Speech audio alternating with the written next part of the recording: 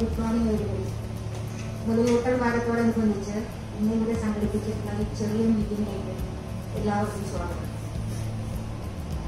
അമ്മയൂട്ടും അമൃതം, അതാണ് മുലപ്പാൽ. മുലപ്പാലിന്റെ പ്രാധാന്യം ജനങ്ങളിലേക്ക് എത്തിക്കാൻ വേണ്ടി തന്നെയാണ് എല്ലാ വർഷവും ലോകമെമ്പാടും മുലയൂട്ടൽ വാരമായി ഓഗസ്റ്റ് 1 മുതൽ 7 വരെ ആഘോഷിക്കുന്നത്.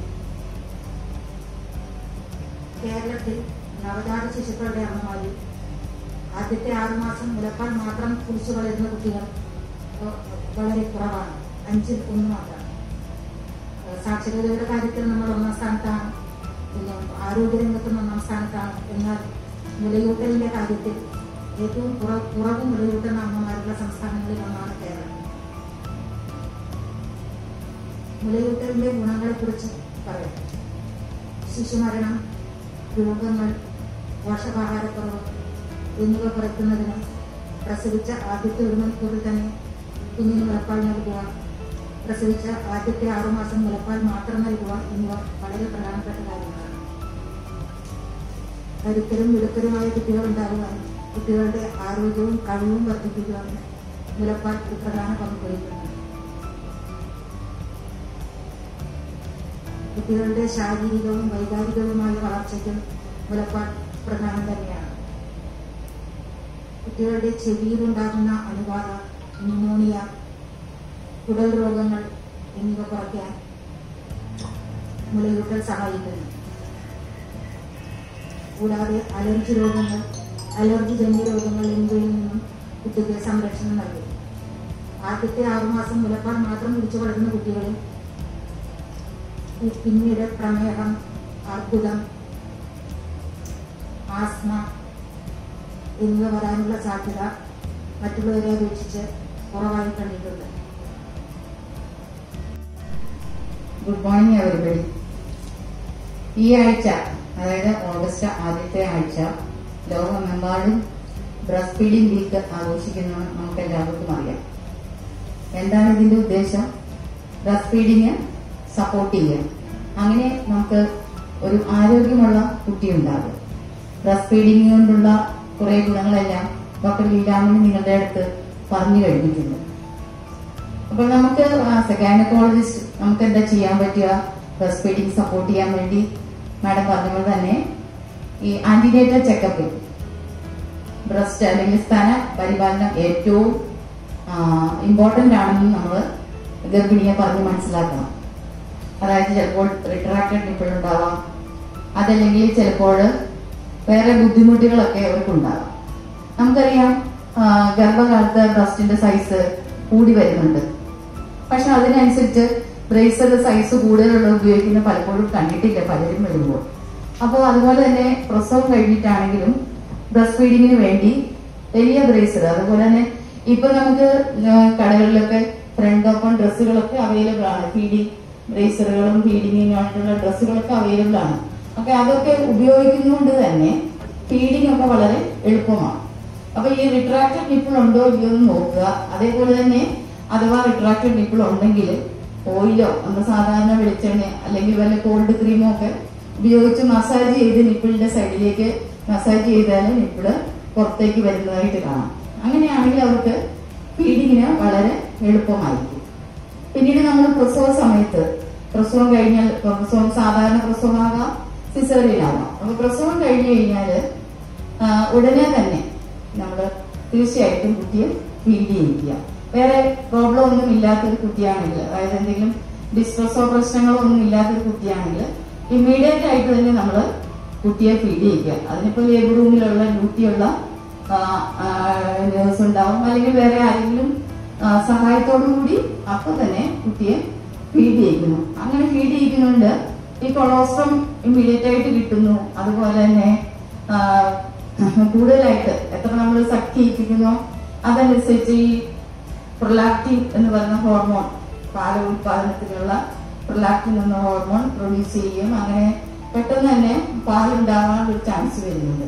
അതിന്റെ കൂടെ തന്നെ ഓക്സിറ്റോസിൻ എന്ന് പറയുന്ന ഒരു ഹോർമോൺ പ്രൊഡ്യൂസ് ചെയ്യുന്നതുകൊണ്ട് ഈ പ്രസവ സമയത്തുള്ള ബ്ലീഡിങ് വളരെ കുറയും. അതുപോലെ തന്നെ യൂട്രസ് ചുരുങ്ങാനുള്ള കൂടുതൽ സാധ്യതയൊക്കെ ഉണ്ട്. അങ്ങനെ അമ്മയ്ക്കും കുഞ്ഞിനും ഒരേപോലെ തന്നെ ഇമ്മീഡിയറ്റ് ആയിട്ടുള്ള ഒരു ഇഫക്റ്റ് ആണ് നമ്മൾ എത്രയും പെട്ടെന്ന് കുട്ടിയെ ബ്രസ്റ്റ് ഫീഡിങ് ചെയ്യുന്നതുകൊണ്ടുണ്ടാവുന്നത്. അതേപോലെ ഏറ്റവും പ്രധാനമായിട്ടുള്ള ഒരു bonding, mother to child bonding ആണ് ലോകത്തിലെ ഏറ്റവും വലിയൊരു സൗഹൃദം അല്ലെങ്കിൽ ഏറ്റവും സന്തോഷമായിട്ടുള്ള ഒരു കാര്യം. അപ്പൊ അത് നമുക്ക് ഏറ്റവും പെട്ടെന്നും എത്രയും വേഗവും ചെയ്യേണ്ടത് ഏറ്റവും അത്യാവശ്യമാണ്. സിസേറിയൻ ആണെങ്കിൽ നമ്മൾ സാധാരണ രീതിയിൽ 1 മണിക്കൂർ അല്ലെങ്കിൽ മാക്സിമം 3 മണിക്കൂറിനുള്ളിൽ കുട്ടിയെ ഫീഡ് ചെയ്യും. അതിലും അപ്പോൾ പേഷ്യന്റ് ഐസിയുലാണെങ്കിൽ അവിടെയുള്ള നേഴ്സ് തീർച്ചയായിട്ടും സഹായിക്കും. പിന്നീട് കുട്ടി ആദ്യത്തെ കുറച്ചു കാലം ഏകദേശം ഒരാഴ്ച 2 ആഴ്ചയൊക്കെ ഫീഡിങ് കുട്ടിയുടെ ഇൻട്രസ്റ്റ് അനുസരിച്ച് നമ്മൾ ഫീഡ് ചെയ്യിക്കുക.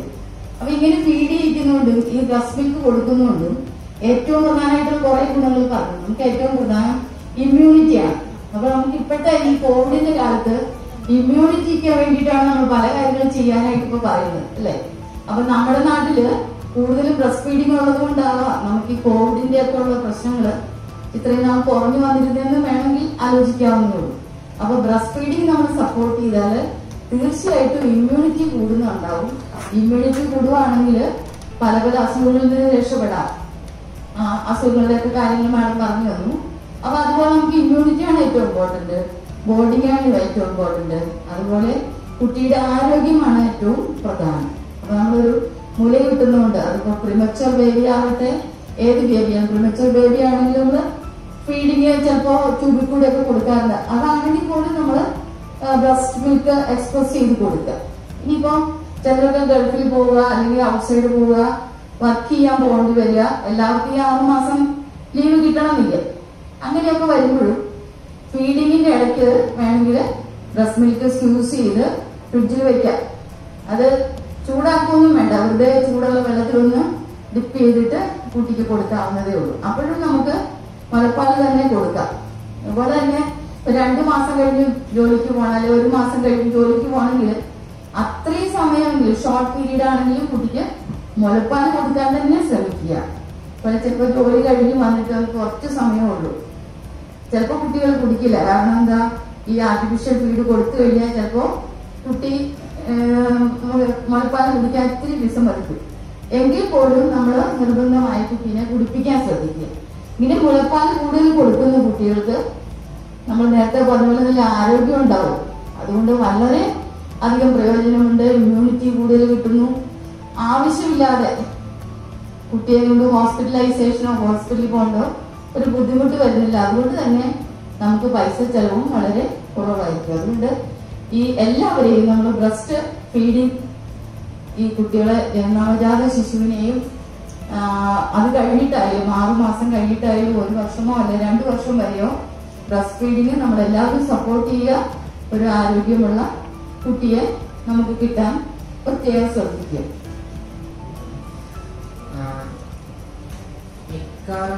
കാര്യങ്ങൾ മാഡം പറഞ്ഞു, എനിക്ക് പറയാനായിട്ട് കൂടുതലൊന്നുമില്ല.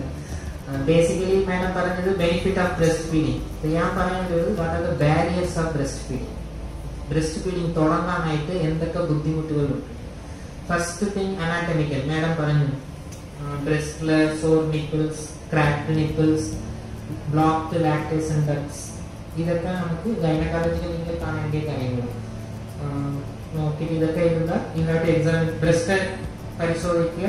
ഏതെങ്കിലും ബുദ്ധിമുട്ടുണ്ടെങ്കിൽ സഹായിക്കുക. വളരെ ഇമ്പോർട്ടന്റ് കാര്യം ബ്രസ്റ്റ് ഫീഡിങ് ബാരിയർ இருக்கிறது parents social support. So relatives, நம்ம rounds I'm talking about the practical points. Okay, rounds പോകുമ്പോൾ നമ്മ ഫസ്റ്റ് ക്വസ്റ്റ്യൻ ചോദിക്കും, പാലായോ, പാലായിട്ടുണ്ടോ. ഓക്കെ, അപ്പോൾ അമ്മ പറയും മുന്നേ അമ്മയോ അല്ല വീട്ടിൽ സർവുണ്ടോ, ഫസ്റ്റ് ആൻസർ പറയുന്നത് എന്താ, പാലില്ല sir. This is the first place where breastfeeding is discouraged. ഇവിടെയാണ് ബ്രസ്റ്റ് ഫീഡിങ് ആദ്യമായിട്ട് ഡിസ്കറേജ് ചെയ്യുന്നത്. ആ അമ്മയ്ക്ക് ആൾറെഡി പോസ്റ്റ് പാർട്ടം ഹാർമോണൽ ചേഞ്ചസിൽ ഡിപ്രഷൻ മദർ മുൻപ് entire family, husband, in-laws, even parents കുറവ് ബ്രസ്റ്റ് ഫീഡിങ് കുറവ് ഡോക്ടറെ പറയുമ്പോൾ അമ്മയ്ക്ക് ശരിക്കും കുറവ് വരും. അപ്പൊ നമ്മ ഇത് ഡിസ്കറേജ് ചെയ്യണം. സോ യൂഷ്വലായിട്ട് പറയുന്നത് ഇങ്ങനെയാണ് പറയേണ്ട, അമ്മ പറഞ്ഞാൽ മതി. ഇനീഷ്യൽ ഡേയ്സ് അവങ്ങളുടെ എക്സ്പെക്ടേഷൻ വളരെ കൂടുതലാണ്. ഫസ്റ്റ് ഡേ തന്നെ 1 ലിറ്റർ മിൽക്ക് വരും, 500 ml മിൽക്ക് വരും. അങ്ങനെയല്ല, ബേബിക്ക് normal physiology baby first 1 or 2 hours active ആയിരിക്കും. പിന്നെ babies go for a prolonged sleep for 24 to 48 hours.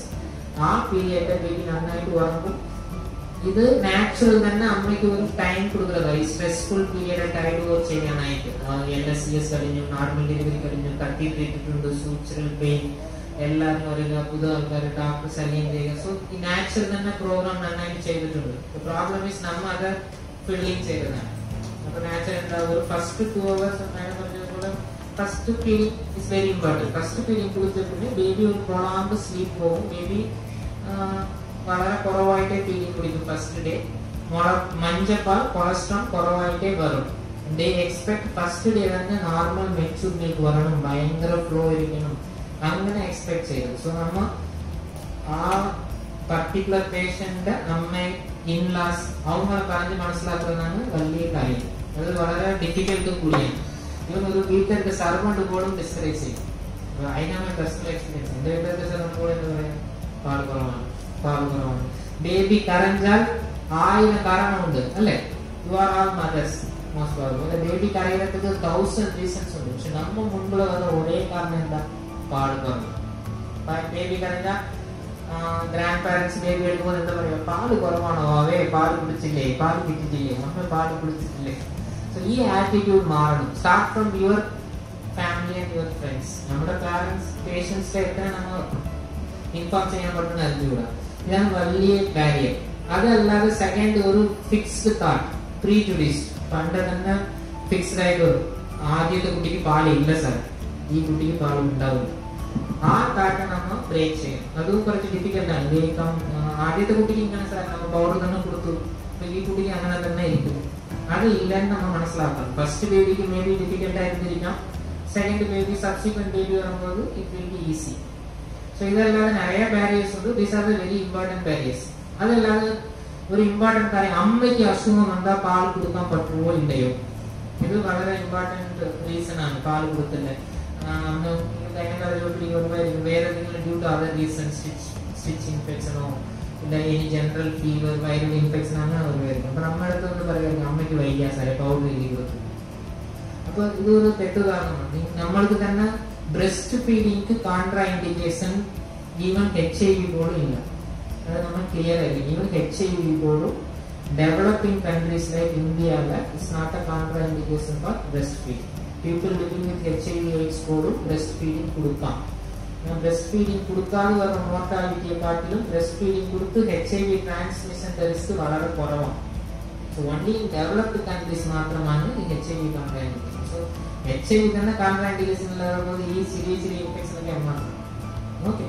So drug usage mostly നമ്മൾ യൂസ് പண்ற കോമൺ ഡ്രഗ്സ് ഒക്കെ ബ്രസ്റ്റ് ഫീഡിംഗ് ഇൻഫാന്റില് ബ്രസ്റ്റ് ഫീഡിംഗ് മദറിൽ കൊടുക്കാം. Antibiotic, analgesics, psychiatric medications, seizure medications മാത്രമാണ് particular contraindication. മറ്റപടി കോമൺ മെഡിക്കേഷൻ ഇതും ഒരു കോമൺ പ്രശ്നമാണ്. അമ്മ കുറച്ച് നാൾ ആന്റിബയോട്ടിക് സാറിന് പാല് നിർത്തി പൗഡർ കൊടുക്കാൻ തുടങ്ങി. ഇത് അനദർ റീസൺ. സോ ഇതാണ് നമ്മൾ പ്രാക്ടിക്കലാ ഫേസ് പண்ற പോസ്റ്റ്നേറ്റൽ ടൈമിൽ. അതല്ലാതെ വേറെ ബാക്കി കാര്യങ്ങൾ പറഞ്ഞു. പിന്നെ എക്സ്ക്ലൂസീവ് ബ്രസ്റ്റ് ഫീഡിംഗ്, നിറയെ ആൾക്കാർക്ക് ഇതിൽ ഭയങ്കര കൺഫ്യൂഷൻ ഉണ്ട്. എക്സ്ക്ലൂസീവ് ബ്രസ്റ്റ് ഫീഡിംഗ് വെള്ളം കൊടുക്കാം, മറ്റത് കൊടുക്കാം, പൗഡർ മിൽക്ക് കൊടുക്കാം അങ്ങനെ. പിന്നെ എക്സ്ക്ലൂസീവ് ബ്രസ്റ്റ് ഫീഡിംഗ് 6 months വരെ കൊടുക്കണമെന്നുള്ളതിൽ നിറയെ ആൾക്കാർക്ക് ക്ലാരിറ്റി ഇല്ല.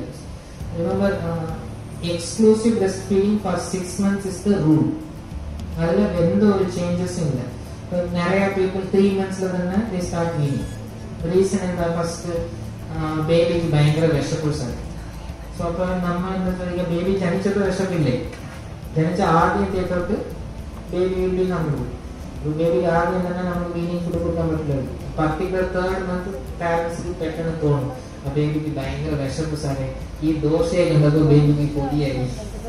സോ ഇതൊക്കെ റീസൺ ആണ്. 3 months കൊടുക്കാൻ ലൂസ് മോഷൻ അഡ്മിറ്റ് ആകുന്നത്. സോ be clear, 6 മാസം വരെ exclusive breastfeeding is a നോം, എസ്പെഷ്യലി ഡെവലപ്പിംഗ് കൺട്രീസ്. ഡെവലപ്ഡ് നാഷനിലെ വർക്കിംഗ് ക്ലാസ് 4.5 months മേലെ they can ensure hygiene, they allow it. ഇന്ത്യയിൽ നമ്മൾ ரொம்ப ഭയങ്കര doctors family we can recommend 4.5 months baby. General public 6 മാസം വരെ എക്സ്ക്ലൂസീവ് ബ്രസ്റ്റ് ഫീഡിംഗ് കൊടുക്കുന്നത് വളരെ ഇമ്പോർട്ടന്റ് ആണ്. And exclusive means no water, no other solid foods, nothing else. അത് ക്ലിയർ ആയിട്ടുണ്ട്. പിന്നെ ബെനിഫിറ്റ്സ്, അതർ ബെനിഫിറ്റ്സ് നമുക്ക് long term benefits, even life term is increase. Breastfeeding കൊടുക്കുന്ന കുട്ടികളുടെ നോർമൽ ലൈഫ് ടേം തന്നെ ഇൻക്രീസ് ആണ്. Economical aspect of alternative feeding അത് നമുക്ക് ഈസിയാ അട്രാക്ട് பண்ணக்கூடிய விஷயம் காமன் பீப்புள். எக்கனாமிக்கல் ஆஸ்பெக்ட் എന്താ, എത്ര ഗ്രാം ഒരു നമ്മൾ കൗൺസിൽ ചെയ്ത ആൾക്കാർക്ക് കൃത്യമായിട്ട് അറിഞ്ഞിരിക്കണം ഈ ഫോർമുല ഫീഡോടെ എക്കണോമിക്കൽ ഇമ്പാക്ട് എന്താ ഒരു ഫാമിലിയിൽ. ഒരു ടിൻ കാസ്റ്റ് യു 700-800 rupees. 1 ടിന്നിൽ 400 gram ഉണ്ട്. Okay, 1 spoon 4.4 gram. Assume it's 5 gram. So 80 spoons ഉപയോഗിക്കാം. 1 spoon 38 ml എങ്കിൽ 2.4 liter milk ആണ് നമുക്ക് ഒരു ടിന്ന് തരുന്നത്. ഒരു average 3 kilo baby within 4 to 5 days ഈ ഒരു tin മുടിക്കും. So every 4 days they have to pay 700-800 rupees. That will cost you around 7,000-8,000 per month. Then the economic impact of 20,000 salary another family, this will impact very much. So they are buying disease. Is it good? Is it better than other breast milk? No. So this is stress economic impact. They will be very careful. They understand this. Daily monthly budget வெறும் formula ஃபீல்ட்ல வச்சா ஒரு 3 kilo baby 3 டேஸ்ல டீனுக்கு இருக்கும். Wait கூடுதோறும் feeding frequency கூடிக்கொண்டே இருக்கு. 1 டேக்கு 600 ml 3 kilo baby குடிக்கும் average. 4 kilo baby means 800 ml. 800 ml குடிச்சா ஒரு டீன் 3 டேஸ்ல காலியாகும். ஸோ அது என்ன நினைக்கிறது. Second you should understand easy. Easy, cheap, hygienic, beneficial. இதான 4 important aspect benefits. Easy how இந்த അമ്മയ്ക്ക് ബ്രസ്റ്റ് ഫീഡിംഗ് വളരെ ബേബി എടുക്കുക, ബ്രസ്റ്റ് വേറെ ഒന്നും ചെയ്യണ്ട. പൗഡർ മിൽക്ക് കൊടുക്കണമെങ്കിൽ ആൾട്ടർനേറ്റീവ് മിൽക്ക് കൊടുക്കണമെങ്കിൽ എന്താ ചെയ്യേണ്ടത്? പ്രിപ്പയർ ദ വാട്ടർ, പാത്രം ചൂട് വയ്ക്കുക, വെള്ളം ചൂടാക്കുക, ബാട്ടിലോ ബേബിയോട് കുത്തിയിരുന്ന് ഭയങ്കര കെയർഫുള്ളായിട്ട് കൊടുക്കുക, ബേബി ഛർദ്ദിച്ച് കളയുക. സോ ഈ ആസ്പെക്ട് നമ്മൾ സ്ട്രെസ് ചെയ്യണം. So it's very easy.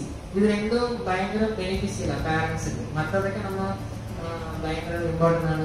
അസുഖം വരില്ല, സീരിയസ്ലി പറയില്ല, അസുഖം വരില്ല, ലോങ് ടേം ആയിട്ട് ബെനിഫിറ്റ് നമ്മളൊന്നും എക്കണോമിക്കൽ ആസ്പെക്ട് പറഞ്ഞാൽ വെരി ഇൻക്ലൈൻ ടു ഡിസൈൻ.